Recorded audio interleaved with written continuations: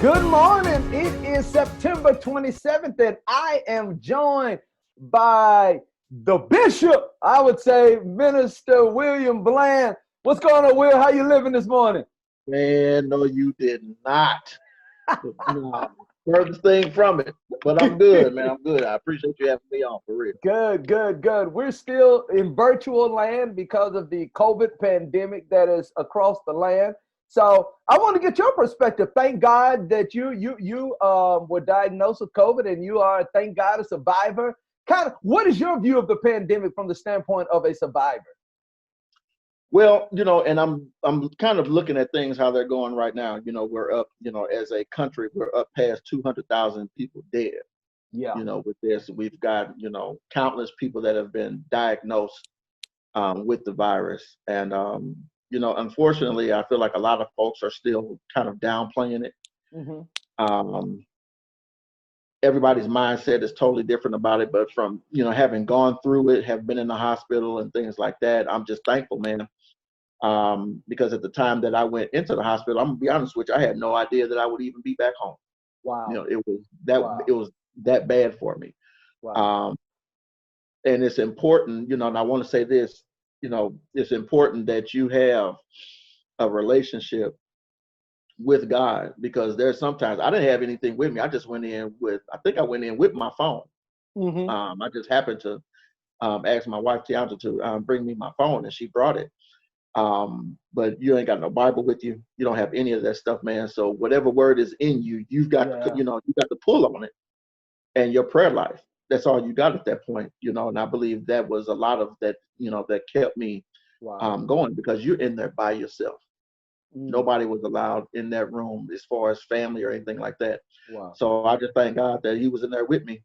And I'm one of the few, man, that was able to walk out of there. I thank God for that. God is faithful. Yes, sir. God is faithful. And I think that's a kind of a line for our lesson this morning. If you got your books, Rebuild Love. That's where we are today. Rebuild Love, coming out of Genesis chapter 45. And the lesson focus is trust that God's love redeems our past hurts. God's love redeems our past hurts. I'm going to point out a few things here at the beginning. Then, Bro Will, I'm going to hand it over to you. Is that cool? That's fine, man. That'll work. The first outline is Joseph's disclosure. Genesis chapter 45, verses 1 through 7. And this outline is where he finally reveals who he is to his brothers. There's crying, there's joy, there's some sadness. He calls them near to them. But verse 5 is the one that really stuck out to me, because I'm going to ask this question. Here we go. Now, therefore, be not grieved. This is what he told his brothers, nor angry with yourselves that ye sold me hither. Uh-oh. I'm going to pull on your theology right here. For God did send me before you to preserve life. This is a perspective that is beyond comprehension. He is being able to look past what his brothers did. He's able to look past the pain of people being forgotten in jail, the pain of Potiphar's wife's lie, all of this, and say clearly, God did this. Right. That's mind blowing to me. So it let me, right here in the margin, I know you can't see it, but I wrote it right here in the margin. Are you really ready to be used by God? That was the question. Because I think a lot of times when we talk about being used by God, we thinking about, I'm going to get a church and it's going to grow to 5,000 members and I'm ready to be used and I want this. But we always think from the positive perspective of being used. Right. What happens when being used means thrown in a pit, thrown in jail, being forgotten, but at the same time, God is still using you. Right. So I think it's something that we have to really consider. And that's the question that I got to, are you really, when they say God did send me, are you really ready to be used? Bro, Will, I'm going to get out your way, man. Come on, tell me. What stood out to you in this lesson? And even in that first outline or even in that second outline, what really stood out to you? Well, I'm going to start here because, of course, with my book, I don't have the bishop's commentary like you got. I got the small. You see that? I got the small pocket size book right there. So I don't have all that. So, when you gave the theme out, what did you say? Repeat that theme for me. Gotcha. It is God redeems our past hurts. Okay, God redeems our past hurts. Now, when you said that, that kind of struck me because I'm looking at this, and pardon me for saying this. Sometimes when you look at the title of some of these lessons, it's very misleading Hmm. because we have the title here that says "Revealed Love." Yeah. Real love. So I'm looking at that going, if I had to teach a lesson just based on the topic, it's kind of not matching what I read in there. Hmm. Um, but I'm gonna be honest with you, the whole thing kind of stood out to me. This is um, repaired broken bridges, Wow. repaired bridges. If I Wow. could, if I could put something to that. When I was helping out with Sunday school at Greater St. Paul, uh, Elder Thomas Anderson is the pastor. Y'all catch us online, YouTube. Um, sorry about the plug, but we used to come up with, we see the topics in the book, and then we come up with our own subtopic based on the lesson text. Yeah. Um, there's a bridge here, obviously, that has been burned to the ground, Yeah. mentally for Yeah. us, burned to the Yeah. ground. You talking about, going back, you sold your brother into slavery, man. You know, all of you all sold your brother into Wow. slavery. And then going back to last week when I, caught the lesson recap, um, not knowing who he was when they Mm. got to him, not at all. And here he is revealing himself to them. He kicked the interpreter out of the room, and people could hear him crying, well down the hall, well down the Wow. hall. And to let out a cry like that, you got to understand, man, that there was something in you.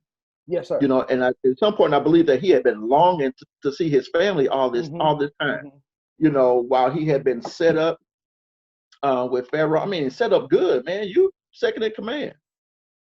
You set up good. You live in life golden, Right. golden, and then you run up on your brothers, and you like unbelievable. And here they are, having this conversation, and they still don't know who you are. They still don't know who you are. And then, to finally be able to reveal that, to let all of that go. Mm. We have issues with forgiveness, you know, as people, and not just the body of Christ. I mean, y'all be honest with yourself. Some of us still have issues with forgiveness. But when we let all of that stuff go, man, that's a weight that we've been carrying around for years that has been Wow. unnecessary, Hmm. Right. unnecessary weight. And I can imagine for him to finally let that go and say, I'm your brother, I'm Joseph, and his weight is let go, but he looking at his brothers like, his brothers are looking at him like, are you finna kill us? Hmm. Right. They have no idea what he's about to do next. But in his mind, he's already forgiven them. He Already. is so happy to see them that he can't do nothing but just, embrace them. So I mean, even in and I think I jumped through both of the outlines here. But when you talk about um, that forgiveness right there, they don't know what to do with it. So think about this in 2020. If you've got somebody that is wrong and you all ain't seen each other for years, and you run up on them, their first thought is going to be, oh, it's about to be on, Hmm. because they remember when. But if you've already moved past that, Yeah. they don't know how to handle it. And Mm. that's what God wants us to do. He wants That's us to just good. forgive, just let it go. Because what is the weight serving you? What purpose is it serving you now? Wow. And That's they good. still don't realize at this point that this was all God's plan. Right. And it was his plan to save you through your brother that you sold out. It was his plan to save you all. And after they finally realized that at the end of the second outline, um, there was a big embrace, and then, at this point it's a family reunion. Y'all can break out the cars, y'all can break out the dominoes, y'all can break out the food at that point. Because you back now. You back Right. now. Oh, and by Right. the way, go get my daddy, because I Yeah. miss him too. Go back and get him. I have a plan for you all. I got y'all set up. We're gonna make it through this family. But had that not happened, we don't know where his family would be at this point. Wow. So I think that's just how we have to look at this man.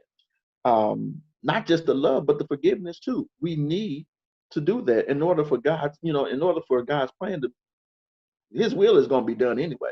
But there's success in just being part, just following through with the plan that God has for us.